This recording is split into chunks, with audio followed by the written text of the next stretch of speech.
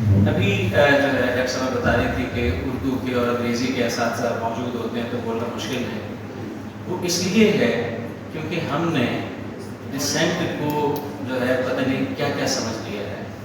آپ جس لہجے میں بولنا چاہیں زبان آپ کی ہے, آپ زبان کے مالک ہیں.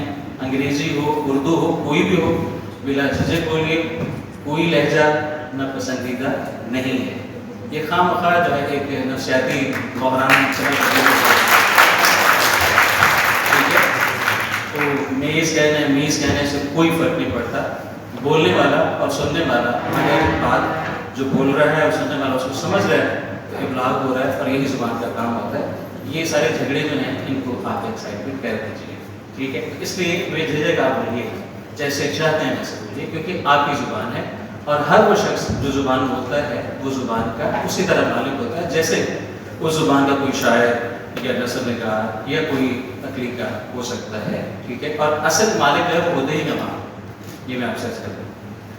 اچھا, جس کتاب پر میں نے بات کرنی ہے ایک اردو کے بہت ہی اہم ترین شخصیت, اور اس وقت میں اگر یہ کہوں کہ پاکستان میں پاکستان کی ادبی دنیا میں اگر کوئی شخص خیر و برکت کا اور مسلسل فیض رسانی کا منبع و مرکز یہ سرچشمہ ہے تو بلا شبہ بغیر کسی تردید کے خوف کے میں کہہ سکتا ہوں کہ محمد سلیم الرحمن. یہ کتاب آپ کو پڑھنی چاہیے. کیوں پڑھنی چاہیے؟ ابھی اس برس وہ 90 سال کے ہوئے اور فیس بک پر اور جیو ٹیلی ویژن نے بھی ایک خاص پیکیج کے حوالے سے چلایا, تو بہت سے لوگوں کو یہ پہلی بار پتہ چلا کہ اچھا کوئی ایسا شخص بھی ہمارے درمیان موجود ہے جو کہ 1952 سے اب تک لاہور میں بیٹھا ہوا ہے. کسی ادبی گروہ کا, کسی ادبی نظریے کا وہ خاص طور پر حصہ نہیں ہے. یہی وجہ ہے کہ ایک گوشہ نشین کے طور پر زندگی گزار رہا ہے, لیکن جو کام انہوں نے کیا ہے وہ کام بہت ہی غیر معمولی ہے. بطور مترجم, بطور نثر نگار, بطور شاعر, جس میدان میں, اور سب سے جو اہم لوگ بہت زیادہ جانتے بھی ہیں اس حوالے سے, وہ ہے ادبی پرچہ سویرا کی ادارت, جو کہ تقریباً میرا خیال ہے کہ 60 برس سے زیادہ کا عرصہ ہو گیا کہ یہ پرچہ اردو میں اہم ترین ادیبوں کو متعارف کروانا, ان کو پروان چڑھانا اور ان کو اردو دنیا میں رائج کرنے میں بڑا بنیادی کردار اس کا رہا ہے. یہ جو افسانے ہیں, ان 12 افسانے ہیں, ایک ناول کے کچھ اوراق ہیں اور 2 ڈرامے ہیں جو اس کتاب کا حصہ ہے. اور اگر آپ عنوان پہ غور کریں تو اس میں بھی افسانے, ڈرامے اور ناول کی چند اوراق, اور ایک چینی میتھولوجی کی ایک تصویر ہے جو آپ دیکھیں گے کہ وہ رفتہ رفتہ زیادہ سے کم ہوتی چلی جا رہی ہے. افسانے زیادہ ہیں تو 3, پھر 2, پھر ناول کے اوراق, ناول 1 ہے تو اس کے کچھ اوراق ہیں. تو یہ سفر جو اس کتاب کی صورت میں آیا ہے, اس سے پہلے ان کی نظموں کی کتاب شائع ہوئی جس کا عنوان بھی نظمیں تھا. یہ دونوں کتابیں ان کے تقریباً 60 برس سے زیادہ کے ادبی سفر پر مشتمل ہیں. اس دوران بہت سے ایسے لوگ آئے جنہوں نے بڑا نام کمایا. جب سلیم صاحب نے لکھنا شروع کیا تو اس وقت بہت معروف جو نام تھا وہ انتظار حسین صاحب کا تھا. علامتی افسانے کا طوطی جو ہے وہ بول رہا تھا. لیکن جیسے میں نے پہلے عرض کیا کہ وہ کسی ٹرینڈ کو دیکھ کر اس کے پیچھے چلنے والے نہیں ہیں. کیوں نہیں؟ اس کی وجہ جو مجھے سمجھ آتی ہے وہ یہ ہے کہ تخلیق کے لیے آپ کبھی کسی کے پیچھے نہیں چلتے. اگر آپ کسی کے پیچھے چلتے ہیں تو آپ ایک نعرہ تو لگا سکتے ہیں, اس نعرے کا لحن جو ہے وہ بہت مختلف یا بہت دلکش ہو سکتا ہے, لیکن وہ تخلیق ہو نہیں سکتی. یہ پہلی بات. دوسرا, فکشن جو ہے اس میں اگر آپ دیکھیں گے تو اردو فکشن میں عام طور پر کئی ایسی تحریکیں چلی, رومانوی تحریک ہو, ترقی پسند ہو, علامتی ہوں, یا تجریدی افسانے کی تحریک ہو. تو ان سب تحریکوں نے کوئی نہ کوئی ان کا سرخیل ہوتا تھا, کوئی ادبی پرچے ہوتے تھے خاص طور پر جو ان سب کو لے کے چلتے تھے. لیکن سلیم صاحب جو ہیں وہ اس سارے 60 برس کے دوران ایک مختلف سطح پر نظر آتے ہیں. کیسے؟ مثال کے طور پر افسانہ یہ فکشن جو ہے جب لکھا جاتا ہے تو اس میں ایک اہم ترین چیز ہوتی ہے ڈیٹیل. اگر آپ کسی خاص نظریے کی پابند ہیں تو جب بھی آپ افسانہ لکھیں گے یا ناول لکھیں گے تو تو آپ صرف ان سماجی، نفسیاتی یا خاص اور معاشی پہلوؤں کو اپنے افسانے میں جگہ دیں گے جو آپ کے نظریے کو ثابت کر رہی ہوں گی۔ نتیجہ یہ نکلے گا کہ جو کریکٹر ہے آپ کا وہ اپنی زندگی نہیں گزارے گا، وہ کسی نظریے کی دی ہوئی زندگی گزار رہا ہے۔ اب ان کے ہاں صورتحال سے بہت مختلف ہے۔ کچھ جو میں نے لکھا ہے وہ میں آپ کے سامنے پڑھتا ہوں۔ افسانہ، ناول تفصیلات سے بنتا ہے۔ کون سی تفصیل اہم ہے اور کیوں؟ کردار کے کسی خاص گروہ یا موضوع یا حیت کے تقاضے سے تفصیلات کی نوعیت اور مقدار کا تعین ہوتا ہے، لیکن ان میں گہرائی اور تنوع مصنف کا مشاہدہ پیدا کرتا ہے۔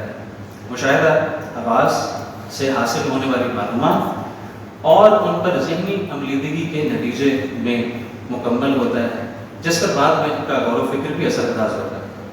ایک عرصے سے انسان بصارت کو دیگر حواس کی نسبت زیادہ استعمال میں لا رہا ہے، جس کے نتیجے میں کہانیوں میں بنائی جانے والی فضا پر بھی ایسی تصاویر کا غلبہ رہتا ہے جس میں ہم مختلف اشیاء کو دیکھ سکیں۔ اسی لیے بعض نقادوں نے فکشن میں بتانے اور دکھانے کی اصطلاحات استعمال کی ان کے تجزیے۔ سلیم صاحب کی کہانیوں میں تفصیلات کا فن جاننا استعمال محض بصری مواد پر مبنی نہیں، یہاں سامعہ کے ساتھ ساتھ لامسہ اور شامہ کو بھی افسانوی فضا سازی میں اسی سہولت سے استعمال کیا گیا ہے جو عموماً افسانوی ادب میں کوٹ اینڈ کوٹ منظر نگاری میں بصری تفصیلات کے ساتھ ملتا ہے۔ اس فکشن میں آپ کو تشبیہ ہے دنبالہ ملے گی، جو عام طور پر عربی شاعری سے خاص ہے، لیکن جو عربی سے پھر فرانسیسی ادب میں بھی گئی۔ اور یہ بات خورشید رضوی صاحب نے بھی کہ عربی ادب سے وہ فرانسیسی ادب میں تشبیہ دنبالہ ہے گئی۔ سلیم صاحب کا عربی ادب کا مطالعہ کس حد تک ہے میں ناواقف ہوں، البتہ ان کے مغربی ادب سے شغف اور مطالعے سے تو ایک زمانہ واقف۔ کسی شے پر توجہ مرکوز کرنا اور اس کے اجزاء اور مختلف صفات کو بیان کا حصہ بنانا مغربی ادب کا اثر ہو سکتا ہے۔ یاد رکھنے کی بات یہ ہے کہ کتنے ہی ایسے اردو کے ادیب ہیں جن کا مغرب کی مختلف زبانوں کے ادب کا مطالعہ سب میں معروف ہے، لیکن جاندار اور بے جان اشیاء سے ایسی گہری وابستگی غالباً اردو میں صرف سلیم صاحب کے حصے میں آئی ہے۔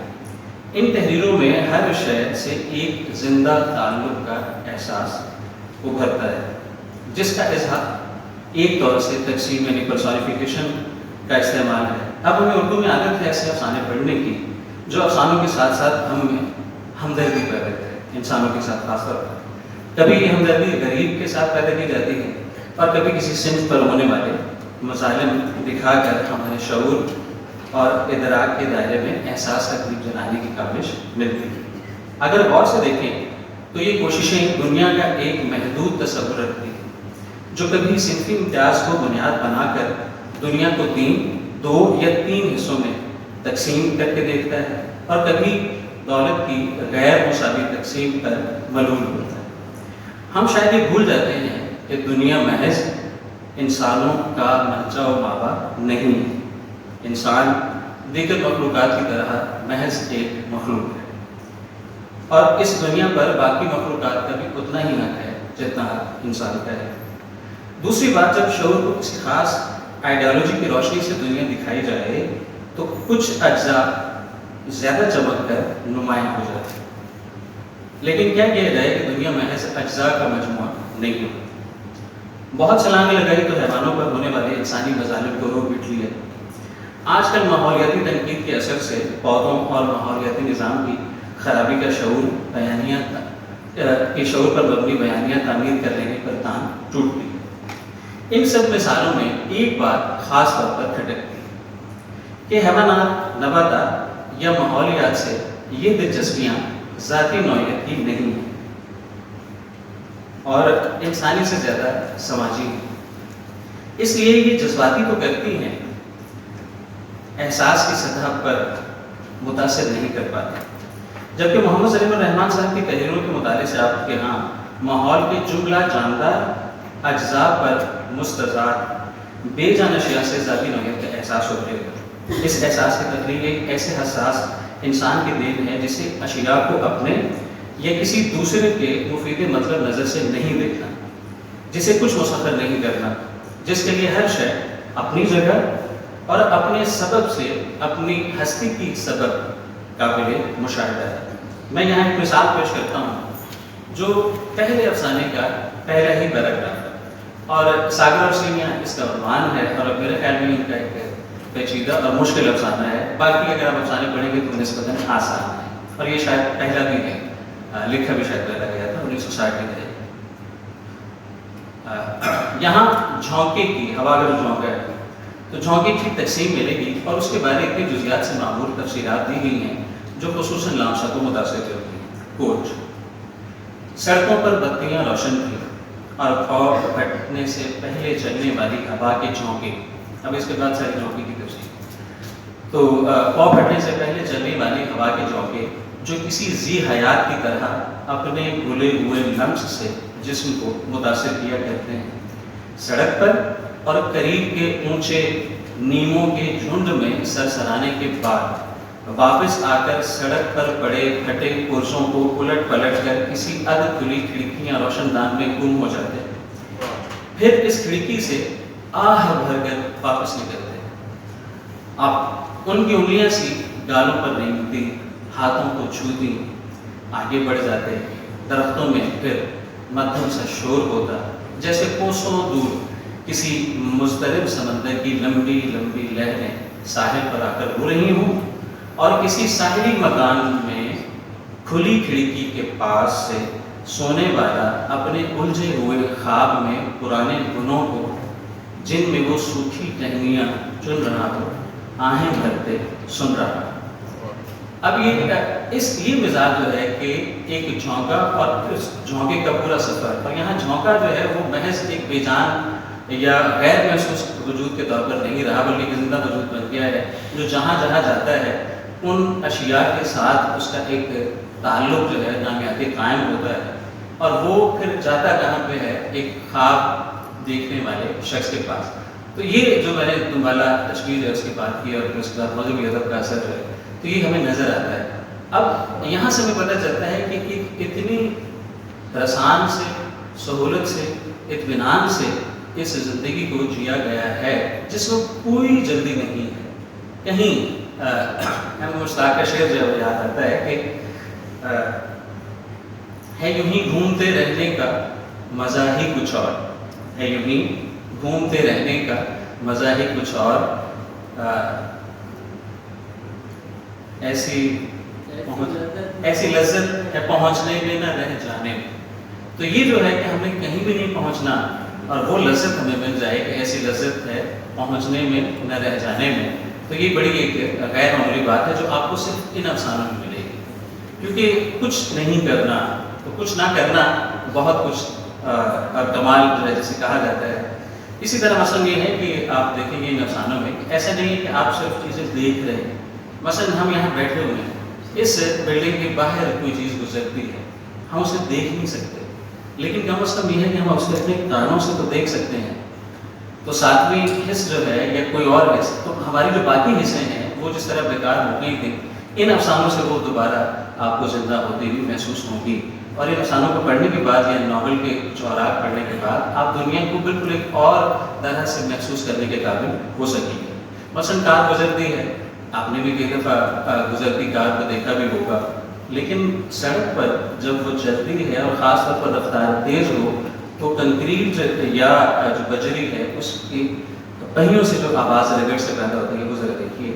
باہر کوئی کار کنکریوں کو روندتی تیزی سے گزرتی، اب وہ ایک پورا مزاج جو ہے چلانے والے کا وہ اس ساری تشبیہ کے اندر اور ساری اس بیان کے اندر آ گیا ہے۔ تو یہاں آواز ہے جو آپ کے ساتھ آ کے ٹکراتی ہے، ٹھیک ہے۔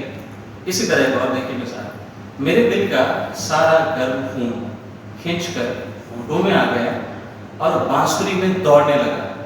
اب خون جو ہے وہ اور آواز آپ نے سنی ہے، لیکن یہاں آپ آواز کو دیکھ سکتے ہیں، تو وہ خون جو ہے وہ بانسری میں دوڑتا ہے، وہ بانسری میں آواز پیدا نہیں ہوتی، وہ آپ کا لہو ہے جو گردش کرتا ہوا دکھائی دیتا ہے. ٹھیک ہے.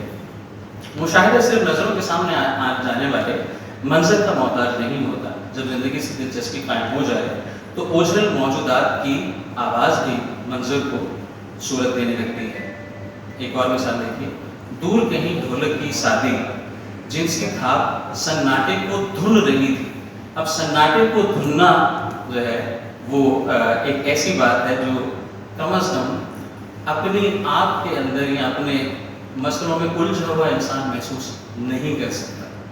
تو خیر اور ایک اور جو بات ہے افسانوں میں آپ کو ملے گی جو بڑی خاص ہے، اور شاہ زیب صاحب جو ہے اس کو اور زیادہ انجوائے کریں گے، کہ یہاں وقت کا جو انگریزی نظام ہے، ایسا نہیں کہ کہیں جنوری فروری کا ذکر نہیں ہے، لیکن زیادہ تر کریکٹر جو ہیں ان کے شعور میں دیسی مہینے اور دیسی جو وقت کا احساس ہے وہ آپ کو ملے گا. وہ کہیں اساڑھ کی بات کر رہے ہوں گے، کہیں سامن کی بات کر رہے ہوں گے، کہیں برسات کی بات. تو وہ مطلب یہ ہے کہ وہ اپنے اس ٹائم فریم کے ساتھ جڑے ہوئے ہیں جس کے اندر وہ زندگی گزار رہے ہیں. تو وہ ایک دیا ہوا کسی اور جگہ سے آیا ہوا. مثال کے طور پر ابھی کچھ دن پہلے جو ہے خود پاکستان میں بھی منایا جاتا ہے نوروز، اور ایران میں بھی منایا جاتا ہے. اس کا آغاز ہوا. اب نوروز یعنی وہ سال کہیں اور سے شروع ہو رہا ہے، وہ جنوری سے شروع نہیں ہو رہا ہے. اور ایسا بھی نہیں ہے کہ یہاں آپ کو محرم سفر وغیرہ ملیں گے، نہیں. دیسی خاص طور پر جو نیٹیوز ہیں وہ کس طرح سے وقت کو دیکھتے ہیں اس کا احساس آپ کو افسانہ میں ملے گا. آج 12 تاریخ ہے بیساکھ. جی بیساکھ جی جی 12 ہے. 12 ہے. تو اتفاق یہ ہے کہ 12 اپریل سلیم صاحب کا جنم دن ہے، تو بیساکھ کے آج 12 ہے. چلے 12 کبھی کوئی ہے. اچھا جی. پھر جو کیفیات ہیں موسمی خاص طور پر کہ دھوپ ہے یا آندھی ہے، ہوا ہے، ان سب کا انسانوں پر کیا اثر ہوتا ہے. ٹھیک ہے. وہ سارا اس کا بیان جو ہے وہ آپ کو ملے گا کہ کس طرح انسان کو بدل دیتے ہیں. مطلب یہ کہ آپ اسے بیشتر لوگ ٹھیک ہے شاید کچھ نہ بھی ہوں، لیکن یہ کہ چائے تو ضرور پیتے ہوں گے. لیکن چاہے آپ کے مزاج ہو، آپ کوئی پریشان ہیں کسی اور مسئلے میں الجھے ہوئے ہیں، تو یک لخت آپ چائے پی کر جو ایک فرحت کا یا تازگی کا احساس محسوس کرتے ہیں. لیکن اس کو محسوس کرنے کے لیے ظاہر ہے کہ دھڑکنے والا دل چاہیے.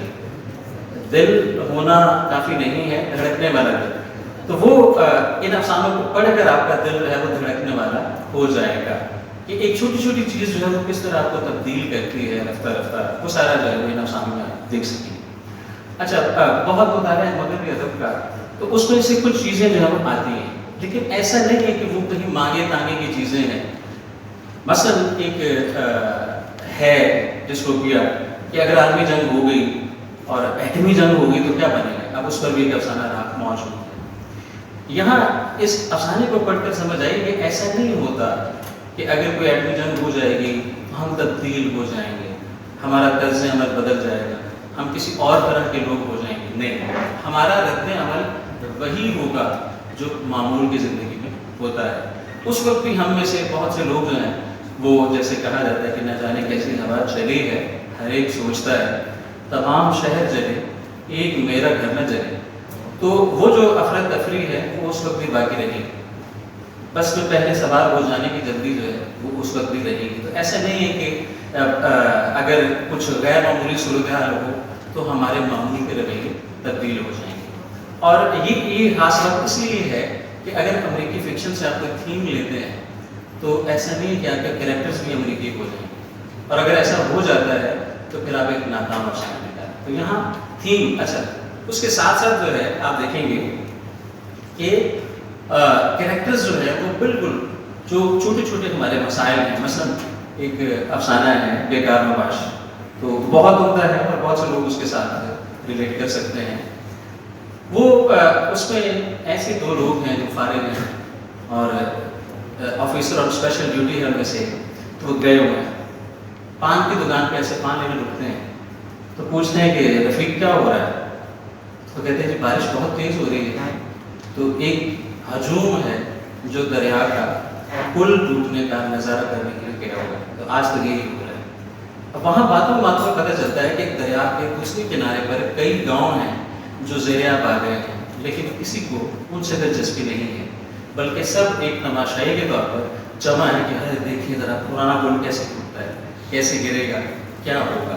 اب ہماری اپنی سوسائٹی میں جو چھوٹے چھوٹے ہمارے رویے ہیں ان پر ایسے نہیں جذباتی انداز میں کہ پورا افسانہ اس پر لکھ دیا گیا ہو، روئے ہوں افسانے میں اور دوسروں کو بھی رلایا ہو، ایسا نہیں ہے، لیکن بہت ہی لطیف انداز میں ہماری چھوٹی چھوٹی جو ہیں خرابیاں ان کی طرف کسی نظریے کا پابند ہوئے بغیر دیا گیا ہے، ٹھیک ہے، موضوع بنایا گیا ہے۔ لیکن اسی طرح مثلاً یہ ہے کہ ایک اور جو پہلو افسانوں میں ہے وہ یہ ہے کہ حاضر و موجود کے علاوہ بھی کچھ اور زمانے ہیں جن کا شاید کوئی نام ہمیں معلوم نہ ہو۔ آپ اگر ذرا تھوڑا سا غور کریں تو ہماری زمین جو ہے وہ صرف نظام شمسی میں اکیلی نہیں ہے، اور نظام شمسی کی کوئی حیثیت نہیں ہے اگر ہم صرف کہکشاں ملکی وے کو دیکھیں، لیکن اگر باقی کہکشاؤں کو جو خربوں کی تعداد میں ہے ان کے مقابلے میں دیکھیں تو پھر تو اس کہکشاں کی بھی کوئی حیثیت نہیں ہے۔ اور کیا ہم اکیلے ہیں، کیا ہم واحد ہیں، اور کیا صرف جو ہمارا امپیریکل ہے حواس ہیں وہی حقیقت کا پورا تصور رکھتے ہیں، کیا وہ پوری حقیقت کو پا سکتے ہیں؟ تو ایسا نہیں ہے، کوئی نہ کوئی اسرار، کوئی سطحیت، کوئی ایسا پہلو ضرور موجود ہے جو ہماری نظروں میں نہیں ہے۔ اس کو خود ہمارے ہاں بھی بہت سے تیقنات موجود ہیں کہ کوئی مخلوق ہوتی ہے، کوئی خلائی مخلوق ہوتی ہے جو انسانوں پر آ جاتی ہے، حاسب ہوتا ہے، تو یہ سب چیزیں بھی ہیں۔ لیکن ایک چیز ہے جس کو امریکی جو ہے انہوں نے بڑا پھیلایا، بہت پروپیگیٹ کیا ہوا ہے کہ جس کو خلائی مخلوق آ گئی ہے۔ تو پچھلے دنوں ایسے کسی نے مذاقاً بنایا بھی ہوا تھا دنیا کے نقشہ کہ خلائی مخلوق جب دنیا کا نقشہ دیکھتی تو اس کو صرف ایک ملک نظر آتا ہے اور وہ امریکہ ہوتا ہے، باقی دنیا میں اور کوئی ملک ہے ہی نہیں، کیونکہ وہ وہیں آتے ہیں اور کہیں بھی نہیں آتے۔ بعد میں آپ سے بھی ایک سوال کروں گا، جی جی ضرور۔ خلائی مخلوق اور امریکہ کے تعلقات۔ بالکل صحیح۔ اچھا دلچسپ بات یہ ہے جو شاہ صاحب نے کی کہ اس میں بھی خلائی مخلوق انسانوں کو اٹھا کے لیے جاتی ہے، ٹھیک ہے، تو اس پر بات کرتے ہوئے جو ہے نا ہمیں اس بات کا بھی خیال رکھنا پڑے گا۔ اچھا لیکن ایک جو اور بات ہے، ٹھیک ہے، وہ یہ ہے کہ کیا وہ خلائی مخلوق وہی ہے جو امریکی ہے؟ مثلا امریکہ کا ایک ایجنڈا ہے جو آپ کو بہت زیادہ ملے گا، وہ یہ ہے کہ امریکہ ایک نجات دہندہ ہے۔ دنیا پر بہت سی مصیبتیں آتی ہیں، بہت بڑی بڑی بلائیں آ جاتی ہیں، لیکن کوئی امریکی ہیرو ہوتا ہے جو کبھی بیٹ مین کی شکل میں یا کبھی آتی پوری دنیا پر ہے لیکن بچاتا امریکی ہے۔ ان افسانوں میں ایسا نہیں ہے۔ ان افسانوں میں صرف اتنی کوشش آپ کو ملے گی کہ یار جو کچھ ہمیں نظر آ رہا ہے ضروری نہیں کہ دنیا سے اتنی سی ہو سکتا ہے کہ ہماری اسے پیرا نارمل جیسی ایک چیز ہوتی ہے کہ جانور مثلاً بعض اوقات ایسی چیزیں محسوس کر لیتے ہیں جو ہم محسوس انسان نہیں کر سکتے، تو وہ کیا ہے جو وہ محسوس کر لیتے ہیں؟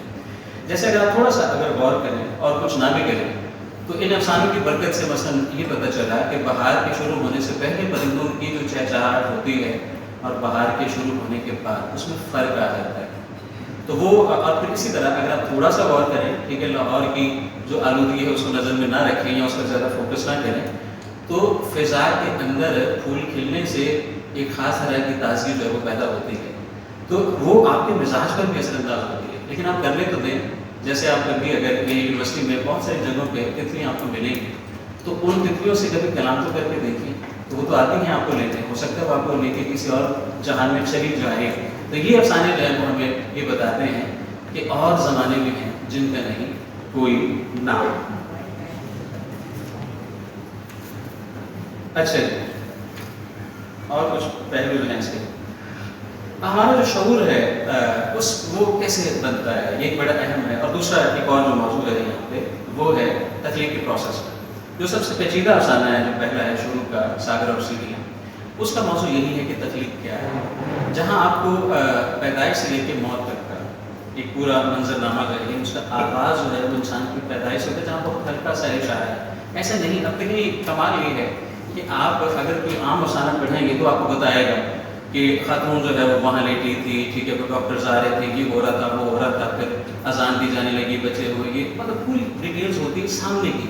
یہاں ایسی کوئی ڈیٹیل نہیں، ہلکا سا اشارہ ہے کہ تائید والی نہیں، اور وہ اشارہ کس کو، وہ افسانے کے کسی کریکٹر کو نہیں ہے، بلکہ کریکٹر گزر رہا ہے اور گزرتے گزرتے کسی مکان کے اندر سے وہ آواز اس نے سنی۔ اور پھر اسی طرح جو پھر ایک اور چیز ہے جس کو کہتے ہیں کہ جو جاگنے کو ملا دیوے آگے خواب کے ساتھ، تو خواب بعض مناظر ایسے پڑھیں گے. اتفاق سے کل بیٹھے ہوئے تھے میرے دوست محمود الحسن صاحب, وہ بھی موجود تھے وہاں سلیم صاحب کے پاس. تو یہ بات ہوئی کہ جی اس پہ بعض جو ہے جگہیں ایسا لگتا ہے جیسے خواب ہیں. تو انہوں نے کہا کہ ہاں 2 منظر ایسے ہیں جو خواب میں ہی دیکھے گئے تھے تو وہ لکھیں گے. یہ بات ہمیں 80 کی دہائی میں 70 کی دہائی میں بہت غیر معمولی افسانہ نگار ہے, کم لکھا لیکن بہت ہی غیر معمولی لکھا, نیر مسعود. تو نیر مسعود کے ہاں یہ ہے, خود انہوں نے بھی اپنے انٹرویو میں بتایا کہ میں نے اپنے کچھ افسانے ایسے ہیں جو خواب کی صورت میں, اور یہ کہ عام طور پر مجھے ایک سیکوینشل خواب جو ہے وہ دکھائی دیتے تھے, پورا نیریٹو ایک ہوتا تھا کہ ایک واقعہ ہے اس سے دوسرا پھر تیسرا. تو وہ بعض افسانے پورا خواب ہے جو لکھے گئے ہیں. تو اگر کوئی پہل ہونا یا پہل کرنا جو ہے کوئی خاص بات ہوتی ہے, اگرچہ میں نہیں سمجھتا کہ ہوتی ہے, لیکن باہر کیف یہ ہے کہ کسی ایسے موضوع پر لکھنا اور پہلی بار لکھنا, اس کے لیے کم از کم اور کچھ نہیں ہے تو ایک خاص طرح کی جرأت ضرور چاہیے. اور وہ جرأت 2 طرح سے مجھے لگتا ہے, اور بھی کہیں ہو سکتی ہے, میرے اپنے جو چھوٹا سا سمجھ بوجھ اس میں آتی ہے کہ ایک تو یہ ہے کہ آپ کو اپنے لکھے ہوئے پر اعتماد ہو, کہ آپ جو لکھ رہے ہیں وہ آپ پوری سچائی سے لکھ رہے ہیں, جو آپ سچائی آپ کو ملی ہے آپ وہی بتا رہے ہیں. آپ نے کسی اور سے سن کر کہیں سے پڑھ کر نہیں, بلکہ جو جھیلی ہے اپنی زندگی آپ کو بتا رہے ہیں. اور دوسرا ہوتا ہے بے نیازی سے. اگر آپ کو یہ ہے کہ مجھے کوئی ایوارڈ ملے گا یا نہیں ملے گا, مجھے کسی اپنی تقریب میں بلایا جائے گا یا نہیں بلایا جائے گا, اور کیا میری کتاب پر جو ہے کسی مترجم کی نظر پڑے گی اور اس کے ذریعے میں نوبل انعام تک پہنچوں گا یا نہیں پہنچوں گا, تو پھر آپ کبھی بھی بڑا تجربہ کرنے سے ہچکچائیں گے. تو ان میں جو فارمز ہیں ان کے تجربے آپ کو ملیں. وہ کیوں ہیں؟ وہ اسی لیے ہیں کہ کوئی سلے کی پرواہ نہیں ہے, اپنی ذات پر اپنے لکھے ہوئے پر ایک اعتماد ہے کہ جو سچائی جو بات میرے پاس ہے اب جس انداز میں وہ بیان کروں گا, ٹھیک ہے. تو اس لیے ان کہانیوں میں آپ کو یہ ساری باتیں ملیں گی. اچھا, شعور کی جو پروردگی میں تھوڑا سا پڑھ دیتا ہوں, یہ میرا لکھا ہوا ہے, ٹھیک ہے, ظاہر ہے وہ بہت ہی بڑی چیز ہے. ہمارے شعور کی پروردگی کا جو پروسیس ہے وہ ایک طویل اور پیچیدہ عمل ہے. سنی سنائی بات, دیکھی ہوئی حقیقت, پڑھا ہوا سچ اور جھیلی ہوئی زندگی مل کر کسی مذہب یا شے کے بارے میں ہماری رائے بناتے ہیں, جو کبھی یکلخت اور کبھی کبھی برسوں ذہن کی کٹھالی سے پک کر کسی تیقن کی صورت میں ڈھلتی ہے. اسی طرح ہماری کوئی معذوری کس طرح ہمارے اطوار میں ایک نمایاں پہلو بن کر ابھرتی ہے اور روزمرہ طرز عمل کا نشان قرار پاتی ہے. ان حقائق کی صورت گری اگر آپ دیکھنا چاہیں تو سائبیریا ایک افسانہ ہے. اب سائبیریا سے ہوائیں چلتی ہیں, ان کی وجہ سے یہاں ٹھنڈ ہو جاتی ہے. ایک کریکٹر ہے جس کو یہ پریشانی ہے, جس کو ٹھنڈ زیادہ لگتی ہے. بعض لوگوں کو ہوتا ہے کہ ان کو ٹھنڈ زیادہ لگتی ہے, لیکن دفتر میں جو ساتھی موجود ہیں ان کو جب یہ بات معلوم ہے کہ اس کو ٹھنڈ زیادہ لگتی ہے تو اس کو ڈرا رہے ہیں کہ اگر سائبیریا کی جو ہوائیں ہیں, موسم جس طرح سے تبدیل ہو رہا ہے تو ہو سکتا ہے کچھ برسوں تک یہاں بھی برف باری ہونے لگے. اب وہ اتنا اس پر جو ہے طاری ہو جاتا ہے خوف کہ وہ سوچ رہا ہے کہ اگر سائبیریا کی ہوائیں یہاں آ گئیں تو کیا ہوگا, تو اگر یہاں برف پڑنے لگی تو میں کیا کروں گا, میں کیسے رہوں گا. اور وہ بس میں سوال ہے اور کنڈکٹر اس سے پوچھتا ہے کہ آپ نے کہاں جانا ہے, وہ کہتا ہے سائبیریا. اب ہمارا شعور جو ہے وہ کس طرح ایک آلٹرڈ فیز میں یا اسٹیٹ میں چلا جاتا ہے. کسی کی بات جو اس نے شرارتاً کی, اور افسانے میں لکھا ہوا ہے کہ اس کو یہ بات معلوم ہے عثمان کو کہ یہ جو شریف ہے اس کو خوف آتا ہے سردی سے, تو وہ جان بوجھ کے اس کا جو ہے چیزہ لے رہا ہے. اسی طرح جو دفتر ہیں, ٹھیک ہے, ان کی ایک بلیک پکچر تو آپ جانتے ہیں کہ ہمارے دفاتر سے ہم سب کو خوف ہی آتا ہے جب ہم کسی دوسرے کے دفتر جائیں, کیونکہ جب ہمارے دفتر میں کوئی آتا تو ظاہر اس نے خوف کھانا ہے, ہم کو کھائیں اور اس کی پائی. تو دفترندے, درندے سے دفترندے, تو دفترندے بھی موجود ہوتے ہیں. ایک اور خاص بات جو افسانوں میں ہے وہ یہ ہے کہ آپ کو بہت پرانے اور بعض اوقات لیکن صحیح کسی کیفیت کو, کسی احساس کو صحیح ترین لفظ کے لیے, جیسے یعنی وہ ریاضت جس کے جو مشہور ہے فلاویئر کے بارے میں کہ وہ بعض اوقات ایک لفظ جو ہے تلاش کرنے کے لیے کئی ہفتے لگا دیتے ہیں کہ صحیح ترین لفظ جو ہے وہ کون سا ہونا چاہیے. تو یہاں آپ کو بہت ملے گا. جو بات میں نے شروع میں زبان کے حوالے سے کی وہ حوصلہ سلیم صاحب کی تحریر دیتی ہے. اردو اسپیکنگ ہے, ٹھیک ہے, علی گڑھ سے پڑھے ہوئے ہیں, لیکن بے دھڑک پنجابی کا لفظ جو ہے جہاں کفایت کرتا ہو وہ کر لیتے ہیں. اور جو ان کے بہترین دوست جنہوں نے یہ کتاب شائع کی ہے وہ ہمیشہ ان سے پنجابی میں ہی بات کرتے ہیں. تو آپ کو زبان کا ایک بہت وسیع جو ہے تصور ملے گا یہاں پہ. آپ جنگلوں کو، ویرانوں کو، ٹھیک ہے، دوسری دنیاؤں کو ان افسانوں میں، اس ناول کے بر کے اندر جو ہے وہ تلاش کر سکتے ہیں. ٹھیک ہے، میرا مشورہ ہے کہ آپ ضرور پڑھیے. ان کے دستخط سے کتابیں جو ہیں وہ یہاں موجود ہیں. آپ اگر خریدنا چاہیں تو خرید سکتے ہیں. ہاں، یہ وہاں موجود ہے.